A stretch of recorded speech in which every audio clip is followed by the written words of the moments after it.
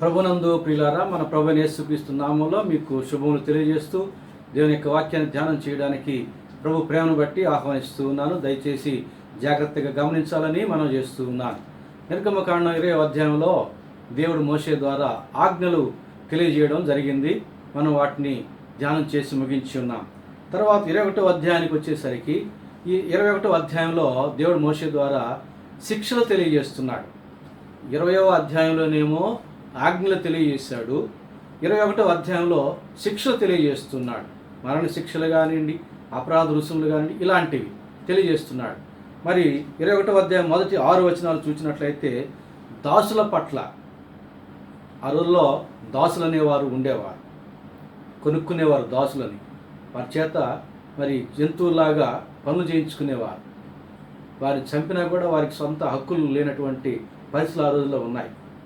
కాబట్టి ఆ రోజుల్లో దేవుడు 10 ఆజ్ఞలను ఇచ్చిన తర్వాత మరి శిక్షలు మనుషుల పట్ల వారి యొక్క తప్పిదాలను బట్టి ఎలాంటి శిక్షలు వేయాలో దేవుడు ఇక్కడ తెలియజేస్తున్నాడు. 10 ఆజ్ఞలను బట్టి అతిక్రమించిన వారికి దేవుడు శిక్ష వేస్తాడు. మరి మనుషులు శిక్ష వేయాలంటే ఎలాంటి శిక్షలు వేయాలి, వేటికి ఎలాంటి శిక్షలు వేయాలి అది తెలుసుకోవాలి కదా, అది తెలియజేస్తున్నాడు. మొదటి 6 వచనాల్లో దాసుల పట్ల విధి విధానాలు ఏ రీతిగా ఉండాలనో తెలియజేస్తున్నాను. నేను చదువుతాను, గమనించండి. నీవు వారికి నియమింపవలసిన న్యాయ విధులు ఏమనగా, న్యాయ విధులు, నీవు హెబ్రీయుడైన దాసుని కొనిన ఎడల వాడు 6 సంవత్సరముల దాసుడై ఉండి 7వ సంవత్సరంలో ఏమియూ ఇయ్యకయే నిన్ను విడిచి స్వతంత్రుడగును. ఒక హెబ్రీయుడు దాసుడిగా నీవు కలిగి ఉంటే, ఇప్పుడు యోసేపుని దాసుడిగా ఐగుప్తులకి అమ్మివేశారు. మొదట ఇష్మాయేలీకి అమ్మారు, వారు ఐగుప్తులకి అమ్మివేశారు. ఇతడు ఇజ్రాయేలీయుడే, హెబ్రీయుడే యోసేపు, కానీ ఐగుప్తులకి కాదు. ఇజ్రాయేలీయుడికే దాసుడిగా ఉంటే వారి పట్ల ఆ దాసుడు 6 సంవత్సరాలు ఒక దాస్యం చేసిన తర్వాత 7వ సంవత్సరం ఏమి ఇయ్యకయే అతడు స్వతంత్రుడు అయిపోతాడు. ఇక దాసుడిగా ఎంచబడ్డాడు, దాసుడిగా ఎంచకూడదు. ఈ యజమానికి అతని పట్ల ఏ హక్కు ఉండదు. వాడు ఒంటరిగా వచ్చిన ఎడల ఒంటరిగానే వెళ్ళవచ్చును, వానికి భార్య ఉండిన ఎడల వాని భార్య వానితో కూడా వెళ్ళవచ్చును. ఎంత చక్కటి న్యాయం చూడండి. ఆ దాసుడు ఒంటరిగా వస్తే 6 సంవత్సరాలు దాస్యం చేసిన తర్వాత 7వ సంవత్సరం అతడు ఒంటరిగానే స్వతంత్రుడై వెళ్ళిపోవచ్చు. ఇక యజమానికి ఏమాత్రం హక్కు ఉండదు. ఒకవేళ భార్యతో కూడా వచ్చాడు అనుకోండి, భార్య భర్తలు ఇద్దరూ దాసులుగా వచ్చారనుకోండి ఈ హెబ్రీయుడు యజమానికి, వారిద్దరూ 6 సంవత్సరాలు వారికి దాస్యము చేసిన తర్వాత 7వ సంవత్సరం ఇద్దరు కూడా స్వతంత్రంగా వెళ్ళిపోవచ్చు భార్యాభర్తలుగా. తర్వాత 4వ వచనం, వాని యజమానుడు వానికి భార్య ఇచ్చిన తరువాత ఆమె వాని వలన కుమారునైను కుమార్తెనైను కన్ని ఎడల ఆ భార్యయు ఆమె పిల్లలను ఆమె యజమానిని సుత్తగుదురు కానీ వాడు ఒంటరిగానే పోవాలని. ఒకవేళ ఒంటరిగా వచ్చాడు హెబ్రీ దాసుడు, వచ్చిన తర్వాత యవన ప్రాయంలో ఉన్నాడని యజమానుడు వానికి తన యొక్క దాసులలో కానీ ఎవరినైనా ఇచ్చి పెళ్లి చేశాడు అనుకోండి. ఈ 6 సంవత్సరాల్లో వారికి పిల్లలు పుట్టారనుకోండి, 7వ సంవత్సరం మీద అతడు స్వతంత్రుడు అవుతాడు. అతడు ఒక్కడే వెళ్ళాలి కానీ భార్య బిడ్డలు తీసుకోవడానికి వీలు లేదు. ఎందుకంటే ఆ భార్య ఇచ్చింది యజమానుడు కనుక ఆ భార్య ఆ బిడ్డలు ఈయన సొత్తు అయిపోతారు. 5వ వచనం, అయితే ఆ దాసుడు నేను నా యజమానుని నా భార్యను నా పిల్లలను ప్రేమించుతున్నాను, నేను వారిని విడిచి స్వతంత్రుడనై పోనలనని నిజముగా చెప్పిన ఎడల. ఒకవేళ నేను పోను, నా యజమాని నా భార్య బిడ్డలు నేను ప్రేమిస్తున్నాను, నాకు కావాలి, వీళ్ళందరూ కావాలని అంటే అప్పుడు వాడిని ఏం చేయాలంటే తన ద్వారబంధనం దగ్గరికి తీసుకుని వచ్చి దేవుని యొక్క సన్నిధిలో, దేవుని యొక్క సముఖంలో, దేవుని పేరట వారి యొక్క చెవికి కుదురు గుచ్చాలి. ఇప్పుడు కొంతమంది చెవికి రంధ్రాలు వేసుకొని రింగులు పెట్టుకుంటారు, పొలలు పెట్టుకుంటారు కదా, ఆ రీతిగా చెవికి ఇక్కడ గుచ్చుతారు, ఒక రంధ్రాన్ని ఏర్పాటు చేస్తారు, ఒక పొలను పెట్టుకుంటారు. పొల పెట్టుకోకపోయినా ఈ చెవికి ఒక రంధ్రం ఉంది అని అంటే అతడు దాసుడు అని అర్థం, జీవితకాల దాసుడు అని అర్థం. ఆ 6 సంవత్సరాల్లో అతనికి ఆ కుదురు కుట్టరు. ఎందుకంటే 7వ సంవత్సరం స్వతంత్రుడు అయిపోయే అవకాశం ఉంది. నేను ఇక వెళ్ళను, నా యజమానితో కూడా నా భార్య బిడ్డలతో కూడా జీవితమంతా ఉంటాను అని ఒక ఒప్పందానికి వచ్చినప్పుడు మాత్రమే అతడు జీవితకాల శాశ్వతకాల దాసుడు అనే దానికి గుర్తుగా ఆ చెవికి నుదురు కొడతారు. 6వ వచనం చూడండి, వాడు యజమానుడు దేవుని యొద్దకు వాని తీసుకుని రావాలను, మరియు వాని యజమానుడు తలుపు నొద్దకైనను ద్వారబంధముల వద్దకైనను వాని తొడుకుని పోయి వాని చెవిని కుదురుతో గుచ్చవలెను. తరువాత వాడు నిరంతరము వానికి దాసుడై ఉండును. నిరంతరము వాడి జీవితకాలం అంతా. ఇది హెబ్రీ దాసుల పట్ల ఉన్నటువంటి న్యాయ విధి. తర్వాత 7వ వచనం నుంచి 11వ వచనం వరకు ఉన్న వాక్య భాగంలో దాసురాళ్ల పట్ల న్యాయ విధిని తెలియజేస్తున్నాడు. అది కూడా చదువుకున్నాం. ఒకడు తన కుమార్తెను దాసిగా అమ్మిన ఎడల దాసులైన పురుషులు వెళ్ళిపోవునట్లు అది వెళ్ళిపోకూడదు. ఇక్కడ దాసురాలైనటువంటి స్త్రీ పట్ల మరొక న్యాయ విధిని చెబుతున్నాడు. పురుషుడైతే వెళ్ళిపోవచ్చు, కానీ అలాగున స్త్రీ దాసురాలు వెళ్ళకూడదు అంటున్నాడు.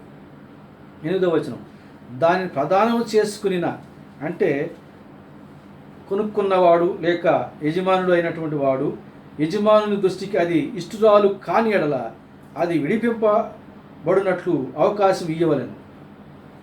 కొనుక్కున్న తర్వాత దాసురాలని యజమానికి ఇష్టపడలే, ఆమె పని పట్ల ఆమె పట్ల ఇష్టపడలే, అప్పుడు ఆమె విడిపించబడడానికి స్వతంత్రాలు అవడానికి ఆమెకు అవకాశం ఇవ్వాలి. బలవంతంగా ఆమెకు అయిష్టంగా తోసివేయకూడదు. దాని వంచినందున అన్యజనులను దానిని అమ్ముటకు వానికి అధికారం లేదు.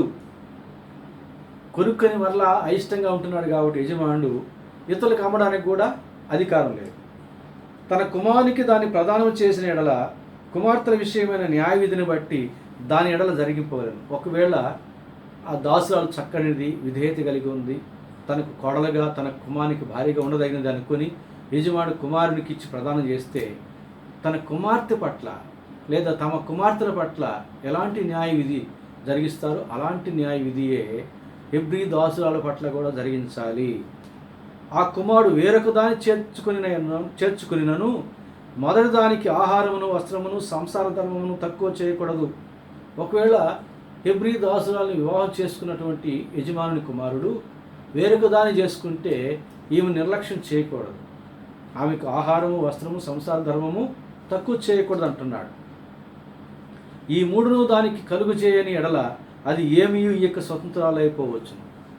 ఒకవేళ ఈ మూడు ఇవ్వకపోతే ఆమె అప్పుడు స్వతంత్రాలై వెళ్ళిపోవచ్చు. ఇది హెబ్రీ దాసురాల పట్ల దేవుడు ఏర్పాటు చేసిన న్యాయ విధులు. అలాగే 12వ వచనం నుంచి 17వ వచనం వరకున్న వాక్య భాగంలో మనుషులకు మరణశిక్ష ఎలాంటి పరిస్థితుల్లో వేయవచ్చు చెబుతున్నాడు. 12వ వచనం, నరుని చావగొట్టిన వానికి నిశ్చయముగా మరణశిక్ష విధింపవలెను. నిర్గమకాండం 20వ అధ్యాయంలో మనం ధ్యానం చేశాం. పగబట్టి పొంచి ఉండి ద్వేషముతో ఒక మనిషిని చంపితే అట్టివానికి మరణశిక్ష ఉంటుంది. అప్రయత్నంగా పోట్లాటలో కానీ పొరపాటున కానీ ఏదో తగిలి చనిపోతే వారికి ఆశ్రయపురాలు వెళ్ళి ఆనాటి ప్రధాన యాజకుడు చనిపోయేంత వరకు ఆశ్రయపురంలోనే వాడు జీవించవచ్చు. ఆనాటి ప్రధాన యాజకుడు చనిపోతేనే వాడు ఆశ్రయపురం నుంచి తన ఇంటికి చేరుకోవచ్చు. కానీ మరణశిక్ష అతనికి విధించకూడదు. ఇవి మనం ఇదివరకు మాట్లాడుకున్నాం.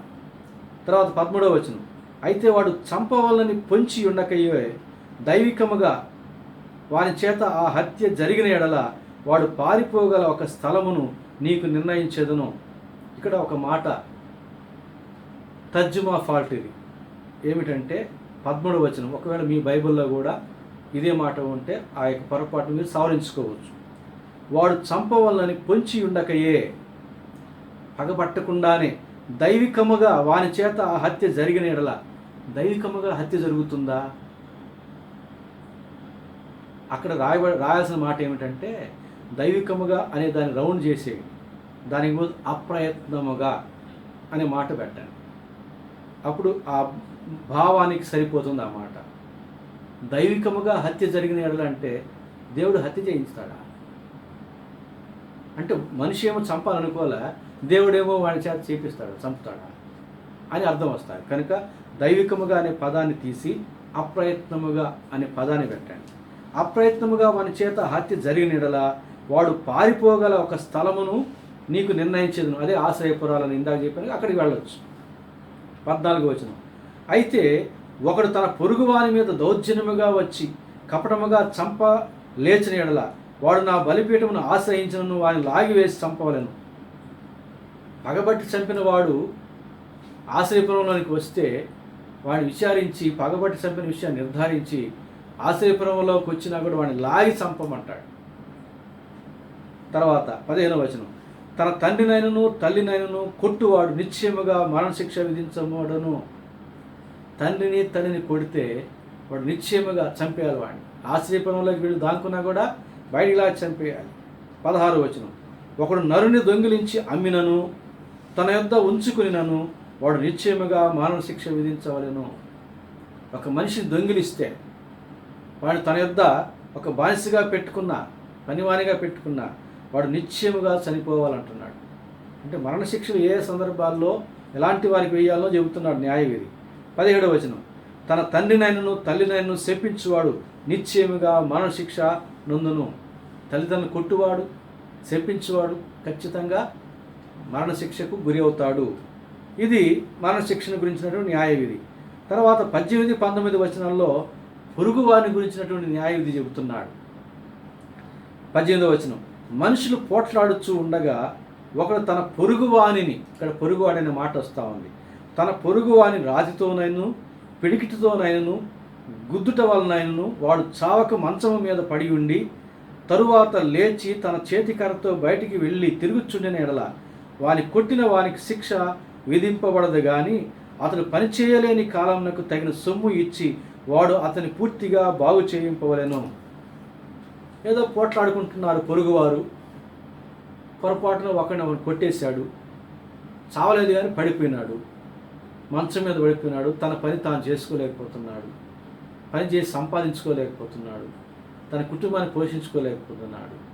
అలాగని ఎంతకాలం అతను పడి ఉంటాడో అంతకాలం అతన్ని ఇతను పోషించాలి, సొమ్ము ఇచ్చి తర్వాత అతన్ని బాగు చేయించాలి. అది కొట్టిన వానికి విధించే శిక్ష, మరణశిక్ష మాత్రం లేదు. తర్వాత 20వ వచనం నుంచి 27వ వచనం వరకు ఉన్న వాక్య భాగంలో మరలా దాసుల గురించినటువంటి న్యాయ విధిని చెబుతున్నాడు. ఒకడు తన దాసుడైనను తన దాసినైనను చచ్చునట్లు కర్రతో కొట్టిన ఎడల అతను నిశ్చయముగా ప్రతిదండన నొందును. అనుకోవచ్చు, పైన కూడా దాసుల గురించి చెప్పాం కదా అని, ఇక్కడ దాసుల గురించి చెబుతున్నామని అనుకోవచ్చు. పైన చెప్పినటువంటి దాసుడు హెబ్రీ దాసుడు అని చెప్పాను నేను మీకు ప్రత్యేకంగా. ఇక్కడ హెబ్రీ దాసుడు అని రాయడం లేదు, హెబ్రీలు కాని దాసులు కూడా ఉండేవారు ఆ రోజుల్లో. ఆ దాసుల గురించి చెబుతున్నాడు.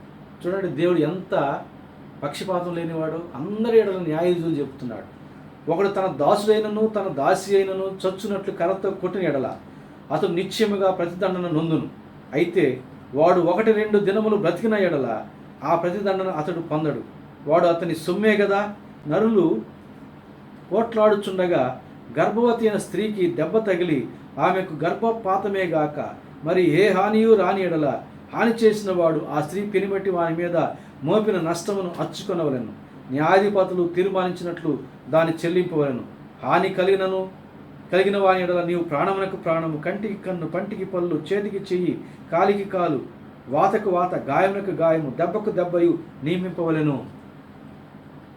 కొట్టాడు, ఒక దాసుని కొట్టాడు, కానీ అతడు చనిపోలేదు. కర్రతో కొట్టాడు, చనిపోలే, కాబట్టి వాడికి ప్రతిదండం లేదు. ఎందుకంటే ఆ దాసుడు ఇతని యజమాని యొక్క సొత్తే కదా, కొన్ని దినములు బ్రతికినాడు కాబట్టి అతని సొత్తే కాబట్టి అతని శిక్ష లేదు. కానీ వారు పోట్లాడుతూ ఉండగా గర్భం పోయింది దాసురాలి స్త్రీకి. అప్పుడు ఏం చేయాలి? భర్త చెప్పినటువంటి అపరాధ రుసుము చెల్లించాలి. అది కూడా న్యాయాధిపతుల ద్వారా తీర్మానించి అది చెల్లించాలి. హాని కలుగు చేసిన ఎడల నీవు ప్రాణమునకు ప్రాణము. మామూలు దాసులు ఆ యొక్క ప్రాణం హరించినా కూడా అప్పుడు యజమాని యొక్క ప్రాణం తీయాలి. ఒకరు కొట్టాడు, చనిపోలేదనుకో, ప్రతిదండం లేదు, శిక్ష లేదు. కంటికి కన్ను, కన్ను పోగొడితే కన్ను తీసేయాలి. పంటికి పన్ను, చేతికి చెయ్యి, కాలికి కాలు, వాతకు వాత, గాయమునకు గాయం, ఈ రీతిగా దెబ్బకు దెబ్బ. ఇది న్యాయ విధి. ప్రభునందు ప్రియులారా, దయచేసి దేవుడు చూడండి ఎంత చక్కగా మరి న్యాయ విధిని ఏర్పాటు చేస్తూ ఉన్నాడు. అలాగే 28వ వచనం నుంచి ఇంకా మనం 26, 27 వచనాలు కూడా చూద్దాం. ఒకడు తన దాసుని కన్నైనను తన దాసి కన్నైనను పోగొట్టిన ఎడల ఆ కంటి హానిని బట్టి వారిని స్వతంత్రునిగా పోనీయవలెను. వాడు తన దాసుని పళ్ళైనను తన దాసి పళ్ళైనను ఓడగొట్టిన ఎడల ఆ పంటి నిమిత్తం వారిని స్వతంత్రులుగా పోనీయవలెను. కన్ను పోగొట్టినా పన్ను పోగొట్టిన వీని కన్ను కానీ పన్ను కానీ తీయాలి, లేదా వారిని సొంతలకు పంపించేయవచ్చు. తర్వాత 28వ వచనం నుంచి చివరి వరకు 36వ వచనం వరకు ఎద్దుల గురించి చెబుతున్నాడు దేవుడు. న్యాయ విధులు. ఇజ్రాయేలీలు వ్యవసాయదారులు, అందరికీ ఎద్దులు ఉంటాయి. మంద కాపుర్లు, వ్యవసాయదారులు ఇజ్రాయేలీలు, అందరికీ మందలు ఉంటాయి. పశు మందలు, గొర్రెల మందలు ఉంటాయి. వ్యవసాయం తోటలు ఉంటాయి, పొలాలు ఉంటాయి ఇజ్రాయేలు. కాబట్టి వారందరికీ ఎద్దులు ఉంటాయి. కాబట్టి ఒకవేళ ఎద్దు వలన ఏదైనా హాని జరిగినప్పుడు న్యాయ విధి ఏమిటి అనే దానికి చెబుతున్నాడు ఇక్కడ 28వ వచనం. ఎద్దు పురుషునైనను స్త్రీనైనను చావపడిచిన ఎడల నిశ్చయముగా రాళ్లతో ఆ ఎద్దును చావగొట్టవలెను. దాని మాంసమును తినకూడదు. అయితే ఆ ఎద్దు యజమానుడు నిర్దోషి ఎగును. ఎద్దు ఏ స్త్రీనైనా ఏ మనిషినైనా చావ పొడిచిన ఎడల అప్పుడు ఏం చేయాలట? దాని మాంసము తినకూడదు, దాన్ని చంపేసేయాలి. అయితే యజమానుడు మాత్రం నిర్దోషి అవుతాడు. ఒకవేళ ఆ ఎద్దు అంతకుముందు పొడిచినది అని దాని యజమాని తెలుపబడినప్పుడు వాడు దాన్ని భద్రం చేయకుండా ఉంటే అప్పుడు మాత్రమే యజమాని కూడా చంపేయాలి. తర్వాత 30వ వచనం. వానికి పరిక్రయ ధనము నియమింపబడిన ఎడల వానికి నియమింపబడిన అన్నిటి ప్రకారం తన ప్రాణ విమోచన నిమిత్తం ధనము చెల్లింపవలెను. తన ఎద్దు ఎవరైనా పొడిచి చంపితే అది వరకు చంపినది ఎద్దు అయినప్పటికీ ఇతడు దాని జాగ్రత్త చేయలేదు కనుక ఈ యజమానికి మరణశిక్ష వేయాలి. ఒకవేళ నేను డబ్బులు ఇచ్చుకుంటాను అపరాధ రుసుము అంటే న్యాయాధిపతులు చెప్పినటువంటి అపరాధ రుసుమును చనిపోయిన వారి ఇంటికి చెల్లించి ఇతడు విమోచించబడతాడు. 31వ వచనం. అది కుమారుని పొడిచినను కుమార్తెను పొడిచినను ఈ విధి చొప్పున అతడు చేయవలెను. ఆ ఎద్దు దాసినైను పొడిచిన ఎడల వారి యజమానికి 30 తులముల వెండి చెల్లింపవలెను.